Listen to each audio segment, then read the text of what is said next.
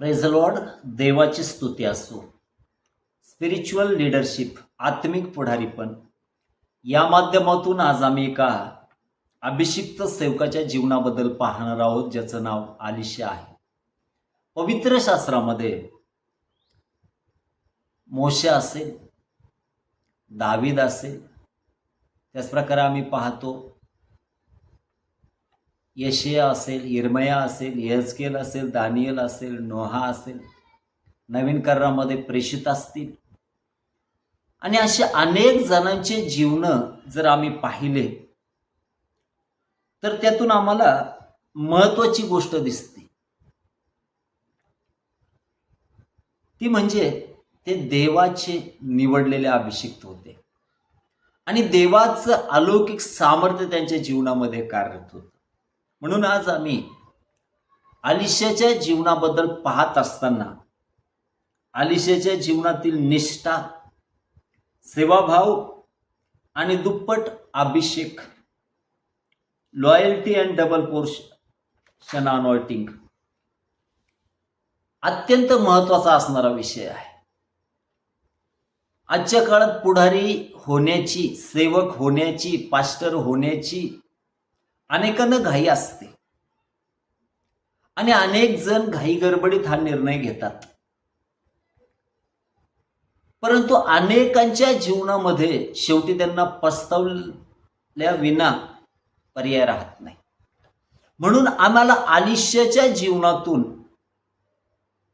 अत्यंत महत्वाची गोष्ट पाहावास आणि शिकवास मिळते. आलिशाने दाखवून दिले की उत्तम पुढारी बनण्यापूर्वी एक उत्तम सेवक बनणं गरजेचं आहे. आलिशा डायरेक्टली सेवा कार्यामध्ये नाही आला, तर आलिशाने एलियाची सेवा केली. आजही आम्ही पाहतो मंडळांमधून अनेक आराधक, स्तुतिस्तवन करणारे किंवा मंडळामध्ये काही सेल लीडर असतील, काही तरुण घाई गडबडीने त्या ठिकाणी त्यांना थोडंसं ज्ञान आलं, काही गोष्टी समजल्या, तर त्यांना वाटतं मी सेवा कार्य करू शकेल आणि ते घाई गडबडीत सेवेचा निर्णय घेतात. परंतु त्यांच्या जीवनामध्ये सुरुवातीच्या काळामध्ये त्यांना काहीच वाटत नाही. परंतु जसं जसं समय व्यतीत होत चालतो, त्यांच्या जीवनामध्ये मार्गदर्शक नसल्या कारणाने, त्यांना विशेष कोण अनुभव नसल्या कारणाने त्यांचं सेवा कार्य डबघाईला जातं, त्यांचं सेवा कार्य नष्ट होतं. आणि म्हणून त्यासाठी महत्वाची गोष्ट आहे, ज्या प्रकारे आलिशा एलिया बरोबर राहून त्याने सेवा केली आणि त्याने सेवा शिकला, तो त्याच्याबरोबर राहिला, त्याने अभिषेक मिळवला आणि एक उत्तम सेवा कार्य केलं. म्हणून आमच्याही जीवनामध्ये आम्ही त्याच प्रकारे जाणं गरजेचं आहे. सेवा कार्य म्हणजे पोर खेळ नव्हे. मोशेच्या जीवनामध्ये आम्ही पाहतो 40-40चे 3 टप्पे आहेत. त्यातील 40 वर्ष त्याने राजवाड्यात घातले, दुसरे 40 वर्ष त्याने त्या ठिकाणी रानावनात घातले आणि तो त्याचा घडवणुकीचा काळ होता. 40 वर्ष गेले. परंतु ज्यावेळेस मोशे घडला, एक आत्मिक पुढारी बनला, स्पिरिच्युअल लीडर बनला, देवाची ओळख त्याला झाली, देवाचा अभिषेक त्याच्या जीवनामध्ये होता, देवाचं दर्शन त्याला झालं, तो लाखो लोकांना बाहेर काढणारा झाला. म्हणून आमचंही सेवा कार्याचं विजन अतिशय मोठं असायला पाहिजे. आमचं जीवन एका मंडळीपुरतं, 2 मंडळापुरतं मर्यादित नको. आमच्याद्वारे देवाने शेकडो मंडळ्या उभ्या करायला पाहिजे. आमच्याद्वारे देवाने हजारो लीडर्स उभे करायला पाहिजे. आमच्याद्वारे हजारो सेवक परमेश्वराने उभे करायला पाहिजे. हे आमच्या सेवेचं विजन असायला पाहिजे. म्हणून त्यासाठी आम्ही कोणाच्या तरी अधीनतेमध्ये राहून शिकणं अत्यंत महत्वाचं आहे. देव घडवतो आम्हाला आणि म्हणून एलिया बरोबर आलिशा होता. आता आलिशाचं जीवन जर आम्ही पाहिलं तर आलिशा शेतकरी होता. एलियाने त्याला बोलवलं तेव्हा त्याने सर्व सोडलं आणि देवाच्या वचनामध्ये 2 राजे आणि 3:11 या वचनामध्ये जर आम्ही पाहिलं तर असं म्हटलं गेलंय, तेव्हा यहोशाफाट म्हणाला, ज्याच्याद्वारे आपणास परमेश्वराला प्रश्न करता येईल असा परमेश्वराचा कोणी संदेश येथे नाही काय? इस्रायलच्या राजाच्या सेवकापैकी एकाने सांगितलं, एलियाच्या हातावर पाणी घालणारा शाफाटाचा पुत्र अलिशा येथे आहे. हालेलुया. एलियाच्या हातावर पाणी घालणारा शाफाटाचा पुत्र अलिशा येथे आहे. Praise the Lord. जो अगोदर शेतकरी होता परंतु जो संदेष्टा बनला त्या सहभागितेने. हालेलुया. त्या सेवकाबरोबर राहिल्या कारणाने. हालेलुया. आणि म्हणून आमच्याही जीवनामध्ये आम्ही आत्मिक पुढारीपण करण्यासाठी आमच्या स्वतःच्या बुद्धिमत्तेने न चालता आम्ही सेवकांबरोबर आमचा वेळ घालणं गरजेचं आहे. ज्यांची आध्यात्मिक लेवल उंच आहे, जे अभिषेकात चालतात, ज्यांच्या जीवनामध्ये सत्यता आहे, जे देवाला भेऊन सेवा कार्य करतात, ज्यांची लिडरशिप आहे, स्पिरिच्युअली आहे. आणि म्हणून एलियाबरोबर तो राहिला आणि त्याच्या जीवनामध्ये आम्हाला पाहायला असं मिळतं परमेश्वराने अलौकिकरित्या त्याची जडणघडण केली. मग पुढे ज्यावेळेस आम्ही पाहतो तर पवित्र शास्त्रामध्ये ज्यावेळेस एलियाला वर जाण्याचा समय आला आणि त्यावेळेस आम्ही पाहतो एलियाने त्याला अनेकदा थांबण्यासाठी सांगितलं की थांबून घे, परंतु देवाच्या वचनामध्ये आम्ही पाहतो अलिशाने शेवटपर्यंत एलियाची साथ सोडली नाही. आजही अनेक मंडळ्या आणि अनेक सेवक अशा प्रकारचे आहेत. त्यांनी सुरुवात तर एका सेवकाबरोबर केली परंतु ते राहिले नाही, त्यांच्यामध्ये नातेसंबंध बिघडले गेले. आज अनेकांमध्ये दुरावा आहे कारण त्यांनी वेगळं होऊन सेवा कार्य केलं.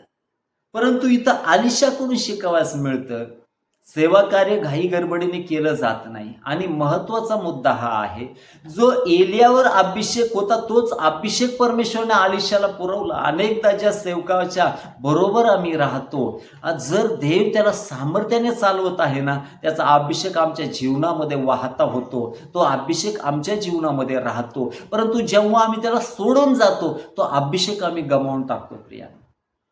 आणि म्हणून पवित्र शास्त्रामध्ये या अलिशाने शेवटपर्यंत त्याची साथ सोडली नाही. आणि म्हणून अनेकदा तरुणांना त्या ठिकाणी ज्यावेळेस एखाद्या मंडळीमध्ये ते राहतात ते अनावर होऊन जातात, त्यांना घाई होते सेवा कार्यामध्ये येण्याची. परंतु सेवा कार्य म्हणजे फुलावर चालणं नव्हे, सेवा कार्य म्हणजे तारेवरची कसरत आहे.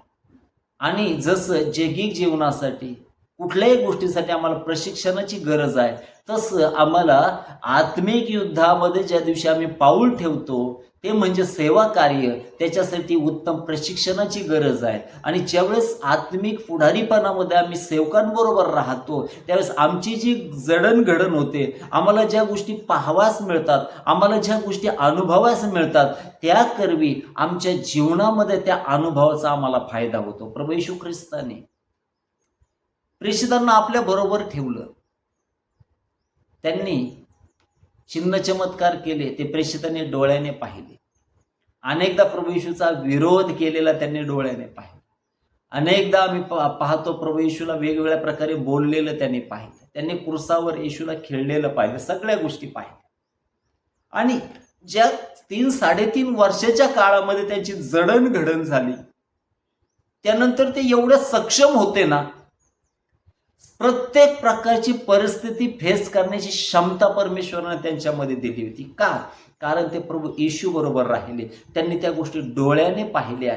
आणि त्यानंतर आम्ही पाहतो देवाने त्यांचा एवढा अलौकिक रीतीने उपयोग केला ना, त्यांनी शुभवर्तमान जगाच्या कानाकोपऱ्यात नेलं. आणि म्हणून एका मंडळीपुरतं जीवन मर्यादित ठेवू नका.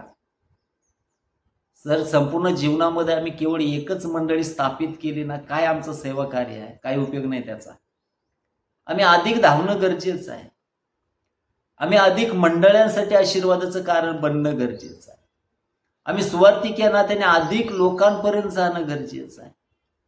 आम्ही शिक्षक या नात्याने अनेक लोकांना शिकवणं गरजेचं आहे, जेणेकरून येणाऱ्या दिवसामध्ये शिक्षित सेवकांची एक फळी निर्माण होईल आणि ती एक देवाच्या राज्यासाठी आशीर्वादाचं कारण ठरणार आहे. आणि म्हणून या दिवसामध्ये कुचकामी लिडरशिप यामुळे उभी होत आहे, कारण सक्षम पुढारी नसल्या कारणाने ते सेवाकार्य पुढे जात नाही. संख्यात्मक रीतीने किती आहेत त्यावर देवाचं राज्य अवलंबून राहत नाही, परंतु ज्यांच्यामध्ये खरोखर देवाचा अभिषेक राहतो, जी लिडरशिप स्पिरिच्युअल आहे, असे अभिषिक्त सेवक ज्यावेळेस जातात ना, ते मोठी देवाच्या राज्यासाठी आशीर्वादाचं कारण ठरणारी पात्र आहेत. आणि म्हणून आम्ही अलिशाच्या जीवनामध्ये पाहतो, तो एलियाच्या हातावर पाणी घालत असे, सेवा करायचा सेवकाची. आम्ही आमच्या सेवकाबरोबर राहणं गरजेचं आहे. आम्ही आमच्या सेवकाची सेवा करणं गरजेचं आहे. ज्या प्रकारे देव आम्हाला लीड करतो त्यानुसार. आणि म्हणून ज्या वेळेस आम्ही पाहतो देवाच्या वचनामध्ये, अलिशाने त्याची साथ कधीच सोडली नाही. त्याचा परिणाम काय झाला? त्याला दुप्पट आत्म्याचा वाटा मिळाला, डबल पोर्शन त्याला अभिषेक मिळालेला आम्ही पाहतो. म्हणून त्याच्या जीवनाकरवी जर आम्ही पाहिलं ना, तर त्याच्या जीवनामध्ये आम्ही पाहतो ज्यावेळेस एलिया वर घेतला जाणार होता आणि एलिया अलिशाला म्हणतो, मी तुझ्यासाठी काय करावं? म्हणजे अलिशाने केलेले सेवेची जाणीव एलियाला होती, तशी आपल्या सेवेची जाणीव आपल्या सेवकांना होणं गरजेचं आहे. अशा प्रकारे आम्ही काम करणं गरजेचं आहे की त्यांनी जाणीव ठेवावी. आणि ज्यावेळेस अलिशाने त्याला सोडलं नाही, त्यानंतर तो म्हणतो, आपल्या ठाई असणाऱ्या आत्म्याचा डबल वाटा माझ्या ठाई यावा. हालेलुया. हे एवढं सोपं नाही. काही सभांमध्ये आपण जातो आणि सहज एखादे सेवक कोणाला तरी म्हणतात, परमेश्वर तुला दुप्पट आत्म्याच्या सामर्थ्याने भरत आहे. सोपी गोष्ट आहे की एवढी? डबल पोर्शन अभिषेक, दुप्पट आत्म्याचा वाटा मिळवणं सोपी गोष्ट आहे का? त्याच्यासाठी आम्ही आमची पात्रता सिद्ध करावी लागते. एलियाने आपली पात्रता सेवा करून सिद्ध केली.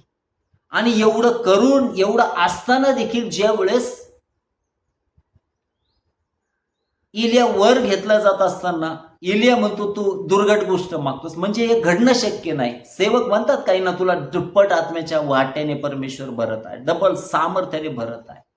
परंतु काय त्याची पात्रता आहे का? जरी सेवक म्हटले, काही जण समजून चालतात, त्या गोष्टीवर विश्वास ठेवतात, परंतु त्यामध्ये सत्यता नसते. प्रियानं, आमचं समर्पण आम्ही दाखवणं गरजेचं आहे, आमचा त्याग आम्ही दाखवणं गरजेचं, आमची सेवा आम्ही दाखवणं गरजेचं आहे. एवढी सेवा करून ज्यावेळेस अलिशाला एलिया म्हणतो, तू दुर्घट म्हणजे न घडणारी गोष्ट मागतोस, परंतु पुढं म्हणतो, जर मी वर जाताना तुला दिसलो तेव्हा मात्र तो तुला मिळाल्या वाचून राहणार नाही. एलियाला अग्निरथामध्ये देवाने वर घेऊन गेला आणि जात असताना अलिशाची दृष्टी त्याच्याकडे होती. त्यांच्यामध्ये असणारे नातेसंबंध किती चांगले आम्हाला दिसते. हे स्पिरिच्युअल लिडरशिप असायला पाहिजे. आणि म्हणून आम्ही पाहतो, तो वर घेतला जात असताना त्याला दिसला, त्याने आपले वस्त्र खाली टाकले, तेच वस्त्र अलिशाने घेतले आणि ज्यावेळेस यार्देनेवर मारले, आम्ही पाहतो यार्देन दुभगली गेली. कारण जो अभिषेक एलियाच्या ठाई होता, तो अलिशाच्या ठाई एकपट नव्हे तर डबल उतरला, यासाठी की अलिशा त्यास पात्र होता. म्हणून त्याने अलौकिक चमत्कार अलिशाच्या जीवनात आम्हाला दिसते. या अलिशाने खूप छान सेवा कार्य केलं. ज्यावेळेस नामानाच्या जीवनामध्ये अलौकिक चमत्कार झाला, नामान अलिशासाठी सर्व गोष्टी घेऊन आला होता, परंतु तो एलिया समान प्रामाणिक सेवक होता. ही आहे स्पिरिच्युअल लिडरशिप. आणि म्हणून अलिशाने त्याच्याकडून काही घेतलं नाही. का? कारण जर नामानाकडून त्याने काही घेतलं असतं तर नामाला वाटलं असतं की त्याने जे चमत्कार घडला त्याची किंमत त्याने चुकवली, मग तिथं देवाचं गौरव राहत नव्हतं. म्हणून त्याने मोबदला स्वीकारला नाही, त्याने त्याला तसं लावून दिलं, यासाठी की त्या नामानाने देवाचं गौरव करावं. आमच्या जीवनामध्ये देखील, आमच्या जीवनामध्ये आम्ही कुठं काय घ्यावं आणि कुठं काय घेऊ नये हे आम्हाला समजणं गरजेचं. सेवा पैशासाठी नव्हे, सेवा ख्रिस्तासाठी, देवासाठी. मग ज्या देवाचं गौरव होत नाही त्या गोष्टी आम्ही करता कामा नये. याच आलिशाने मेलेले जिवंत केले. आणि याच आलिशाच्या जीवनामध्ये आम्ही पाहतो, देवाच्या वचनामध्ये आम्ही पाहतो, या आलिशाने ज्यावेळेस आम्ही पाहतो तो मरण पावला आणि कालांतराने त्या भागामध्ये ज्यावेळेस काही युद्ध झालं आणि सैनिक त्या ठिकाणी त्याला पुरण्यासाठी लोक घेऊन आले. ज्यावेळेस ती कबर खोदली गेली, आलिशाच्या हाडं वर आली आणि त्या हाडाला मेलेल्या व्यक्तीचा स्पर्श झाला आणि मेलेला जिवंत झाला. एवढं सामर्थ्य त्या आलिशामध्ये होतं. आणि म्हणून आलिशाच्या जीवनामधून जो महत्त्वाची गोष्ट आम्ही पाहतो त्याची निष्ठा, त्याची सेवाभाव, आणि म्हणून त्याला दुप्पट आत्म्याचा अभिषेक सामर्थ्य मिळालं. या दिवसामध्ये देखील आम्ही एका चांगल्या लीडर समेत राहावं आणि त्या प्रकारे सेवा कार्य करावं. नक्कीच देव आम्हाला आशीर्वादित केले वाचून राहणार नाही. आणि म्हणून विशेष करून या दिवसामध्ये स्पिरिच्युअल लिडरशिप या माध्यमातून आपण ज्या सातत्याने महत्त्वाचे विषय टाकत आहोत, हे विषय सातत्याने पाहत राहा. अत्यंत अभ्यासपूर्ण असणारे हे विषय आहेत. बायबल स्कूल कॉलेजचे देखील महत्त्वाचे विषय येणाऱ्या दिवसामध्ये आपण घेत आहोत. जरूर हे विषय इतरांना शेअर करा, अभ्यासपूर्ण गोष्टी लिहून काढा. येणाऱ्या दिवसामध्ये देवबाप विशेष करून आपल्या सर्वांमध्ये मोठे स्पिरिच्युअल लिडरशिप उभे करीन. देवबाप सर्वांनी याकरवी आशीर्वादित करो. चॅनल सबस्क्राईब करण्यास विसरू नका. Praise the Lord.